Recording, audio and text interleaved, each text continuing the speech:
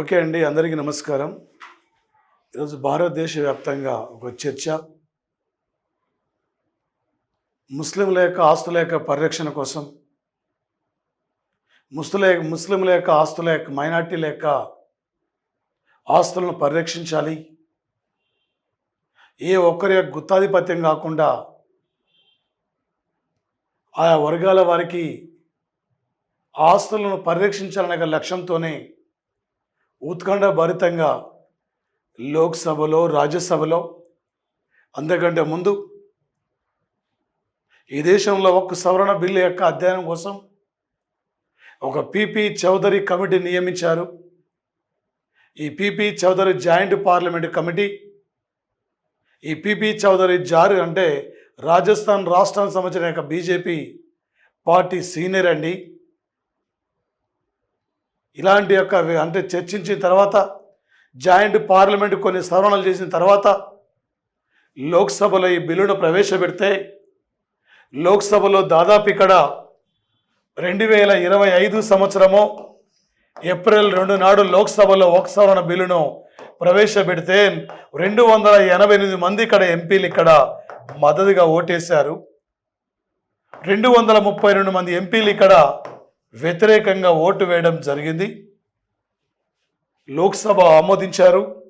2025 April 3వ తేదీ నాడు రాజ్యసభ అంటే ఏప్రిల్ 3 నాడు రాజ్యసభలో ఈ బిల్లును ప్రవేశపెడితే 128 మంది రాజ్యసభలో అనుకూలంగా ఓటేయడం జరిగింది. 95 మంది బిల్లుని ఇక్కడ వ్యతిరేకించిన సంఘటన అంటే ప్రతిపక్షాలు ఇక్కడ టీడీపీ పార్టీ 2 చోట్ల బిల్లుకు సపోర్ట్ చేసింది. వైసీపీ లోక్సభలో వ్యతిరేకించింది. రాజ్యసభలో మాత్రం వైసీపీ ఈ బిల్లుకు మద్దతు ప్రకటించింది. ఇలాంటి తరుణంలో 2025 సంవత్సరం ఏప్రిల్ ఇక్కడ 6వ తేదీ నాడు రాష్ట్రపతి వక్ఫ్ సవరణ బిల్లుకి ఇక్కడ ఆమోద ముద్ర పడింది. గెజిటెడ్ నోటిఫికేషన్ అంటే ఆమోద ముద్ర పడిన త్వరలో అమలుకి కూడా రాబోతున్న సంఘటన. ఇలాంటి పరిస్థితుల్లో ఈ వక్ఫ్ సవరణ బిల్లును రద్దు చేయాలని చెప్పి కొద్దిమంది ముస్లిం నాయకులు ఇక్కడ, మైనార్టీ నాయకులు ఇక్కడ లోక్సభకి అంటే సుప్రీంకోర్టుకి వెళ్ళారు. మరి వక్ఫ్ సవరణ బిల్లును సుప్రీంకోర్టు రద్దు చేయవచ్చా? వక్ఫ్ సవరణ బిల్లుని ఇక్కడ సుప్రీంకోర్టు రద్దు చేయవచ్చు అంటే పార్లమెంటు ఉభయ సభలు ఆమోదించిన తర్వాత వక్ఫ్ సవరణ బిల్లుకు రాష్ట్రపతి ఆమోదం కూడా లభించింది. దీనితో ఇది ఇప్పుడు చట్టంగా మారిపోయింది. ఈ బిల్లును వ్యతిరేకిస్తూ సుప్రీంకోర్టులో 4 పిటిషన్లు కూడా దాఖలు కావడం జరిగింది. ఈ చట్టం రాజ్యాంగ ప్రాథమిక నిర్మాణాన్ని ఉల్లంఘిస్తుంది, దీని ప్రాథమిక హక్కుల ఉల్లంఘిస్తుందని చెప్పి పిటిషన్దారులు పిటిషన్లో పేర్కొన్నారు. ఇటువంటి పరిస్థితుల్లో రాష్ట్రపతి ఆమోదం పొందిన తర్వాత కూడా ఈ చట్టాన్ని సుప్రీంకోర్టులో సవాలు చేయవచ్చా లేదా ఈ బిల్లు అక్కడి నుండి తిరస్కరించవచ్చా అనే యొక్క పెద్ద ప్రశ్న మన అందరిలో ఇప్పుడు తలెత్తున్న సంఘటన అండి. రాజ్యాంగంలోని ఆర్టికల్ 32 ప్రకారం మీరు సవాలు చేసిన కేశవనంద భారత విషయంలో జరిగినట్లుగా తీసుకొచ్చిన బిల్లు చేయబోయే చట్టం లేదా చేయబడింది అనే యొక్క అంశాన్ని వీళ్ళు లేవనెత్తారు. మీరు చట్టాలు చేయవచ్చు, కానీ రాజ్యాంగ ప్రాథమిక నిర్మాణాన్ని మీరు తారుమారు చేస్తే ఎక్కడో మీరు రాజ్యాంగం చెల్లుబాటును సవాలు చేస్తున్నారు. ఇక్కడ సుప్రీంకోర్టుకు సమీక్షించే హక్కు ఉంది, సుప్రీంకోర్టుకు సమీక్షించే హక్కు ఉంది, కానీ ఉందని చెప్పి సీనియర్ న్యాయవాది రోహిత్ పాండే అన్నారు. ఇక్కడ సుప్రీంకోర్టులో సవాలు చేయబడిన ఇలాంటి కేసులు చాలా ఉన్నాయి. ఇంతకుముందు ఇక్కడ సిఏ ఎన్ఆర్సి కేసులో ఆర్టికల్ 370 తొలగింపును సుప్రీంకోర్టులో కూడా సవాలు చేయడం జరిగింది. కొద్దిమంది ప్రార్థనా స్థలాల చట్టాన్ని కూడా సవాలు చేయగా అన్ని పెండింగ్లో ఉన్నాయి. దాని చెల్లుబాటును సవాలు చేసినప్పుడు ఇలాంటి కేసులు చాలా ఉన్నాయి.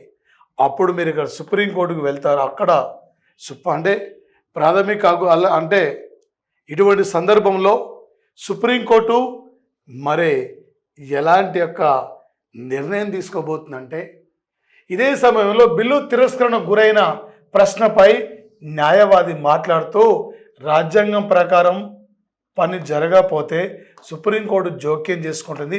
రాజ్యాంగం ప్రకారం కనుక ఈ బిల్లు లేకపోతే అప్పుడు సుప్రీంకోర్టు జోక్యం చేసుకుంటుంది తప్ప సుప్రీంకోర్టు ఇక్కడ మరి అంటే ఆ సుప్రీంకోర్టు ఇప్పుడు అంటే సుప్రీంకోర్టు రాజ్యాంగం ప్రకారం పని జరగకపోతే సుప్రీంకోర్టు జోక్యం చేసుకుంటుంది, సుప్రీంకోర్టు తీర్పిస్తుంది, ఆ బిల్లును రద్దు చేస్తుందని చట్టాన్ని కూడా రద్దు చేస్తుందని చెప్పి ఆయన రోహిత్ పాండే అనే ఒక సుప్రీంకోర్టు ఒక న్యాయవాది ఇక్కడ చెప్పడం జరిగింది.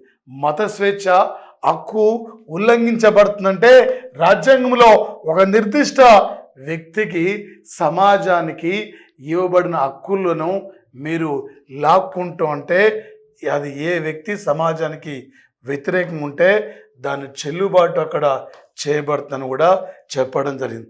రాజ్యాంగం ప్రకారమే కదా లోక్సభలో రాజ్యసభలో దీనికి ఒక దీనికి ఒక జాయింట్ పార్లమెంట్ కమిటీని కూడా నియమించారు. హక్కులను పరిరక్షించాలి, ఆస్తులను పరిరక్షించాలి, ఆస్తులను సమీక్షించాలి. ఈ ఆస్తులు అక్కడ ఎవరి గుప్పిట్లో ఉండకుండా ఈ హక్కులు మైనార్టీల హక్కుల్ని కాపాడాలనే లక్ష్యంతోనే ఉద్దేశంతోనే మరి ఇక్కడ ప్రధానంగా ఒక జాయింట్ పార్లమెంట్ కమిటీని ఇక్కడ నియమించారు. లేదు మా హక్కుల కాల రాశారు, మాకున్న హక్కులు మీరు అక్కడ ఉల్లంఘించారని చెప్పి వీళ్ళు ఇక్కడ సుప్రీంకోర్టుకు వెళ్ళడం జరిగింది.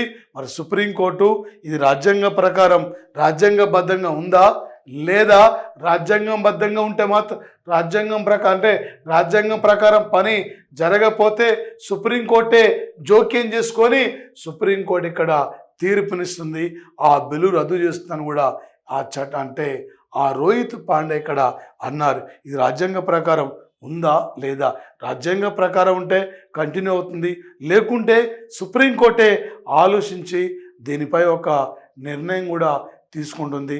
రద్దు చేసాక రద్దు కూడా చేయవచ్చు సుప్రీంకోర్టు రాజ్యాంగ ప్రకారం లేకపోతే అని ఇక్కడ రోహిత్ పాండే అన్నాడు.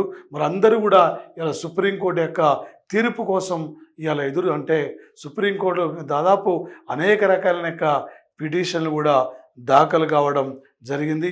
సుప్రీంకోర్టు దీనిపైన ఏం నిర్ణయిస్తో చూడాలి మనం. రేపు కరెంటు పాలిటీ నుండి ఏ టైపులో ఎగ్జామ్లో మనకి అడుగుతాడు సార్ ఏ రోజున ఒక్క సవరణ బిల్లును రాష్ట్రపతి ఆమోదించారు. ఒక్క సవరణ బిల్లుకు ఈ క్రింది వానలో ఏ పార్టీలు ఇక్కడ బిల్లులు తిరస్కరించినవి, ఈ క్రింది వానలో రాజ్యసభలో ఏ రోజున బిల్లు ఆమోదించారు, లోక్సభలో ఏ రోజున బిల్లు ఆమోదించారు, ఏ ఆర్టికల్ ప్రకారం సుప్రీంకోర్టులో దీన్ని ఈ ఒక్క సవరణ బిల్లు చట్టాన్ని రద్దు కోసం పిటిషన్దారులు సుప్రీంకోర్టుకు వెళ్ళడం జరిగింది. ఈ టైపులో పోటీ పరీక్షల్లో మనకు అడిగే అవకాశం కూడా ఈ ఏరియాలో ఉంటుంది. సుప్రీంకోర్టు తీర్పు కోసం ఇలా సర్వత్రా చూస్తున్నారు. 370 ఆర్టికల్ పై కూడా 2019 ఆగస్టు 5 నాడు జమ్మూ కాశ్మీర్ సంబంధించిన ప్రత్యేక రాజ్యం అన్నటి వరకు ప్రత్యేక రాజ్యాంగాన్ని కలిగిన ఆర్టికల్ జమ్మూ కాశ్మీర్కి ఉండే ఆర్టికల్ అక్కడ రద్దు చేసేటప్పటికీ అప్పుడు సుప్రీంకోర్టులో వేస్తే సుప్రీంకోర్టు ఈ ఆర్టికల్ని రద్దు చేయడం సబబే అని కూడా తీర్పు అక్కడ ఇవ్వడం జరిగింది. దీనిపైన ఒక్క సవరణ బిల్లు పైన తీర్పు ఎలా ఉంటుందో చూడాలి, మనం వెయిట్ చేయాలి. ఓకే, రాజ్యాంగ ప్రకారం లేకపోతే బిల్లు అనేది ఇక్కడ గ్యారంటీగా రద్దు చేసే అధికారం సుప్రీంకోర్టుకి ఇక్కడ ఉంది. ఆర్టికల్ 32 ప్రకారం వీళ్ళు సుప్రీంకోర్టులో ఫిర్యాదు చేయడం జరిగింది. మాకు ప్రత్యేకమైన అధికారాలు ఉన్నాయి, మా హక్కులు మా సంస్థల భూములను మా ఆస్తులను మేము పరిరక్షించుకుంటాం, దీన్ని మీరు ఒక బిల్లుగా ఎలా మార్స్తారని చెప్పి ఇది మా హక్కుల ఉల్లంఘనకి జరిగినట్టే అని చెప్పి 32వ ఆర్టికల్ ప్రకారం మైనార్టీ మత పెద్దలు ఈ బిల్లు పైన అక్కడ సుప్రీంకోర్టు కూడా వెళ్ళడం జరిగిందండి. ఇది ఇక్కడ ప్రధానంగా ఒకే సున్నితమైన విషయాలు, ఇలాంటి విషయాలు సుప్రీంకోర్టులే ఇలాంటి అంశాలపై తేల్చేక అవకాశం ఉంది. Okay, thank you.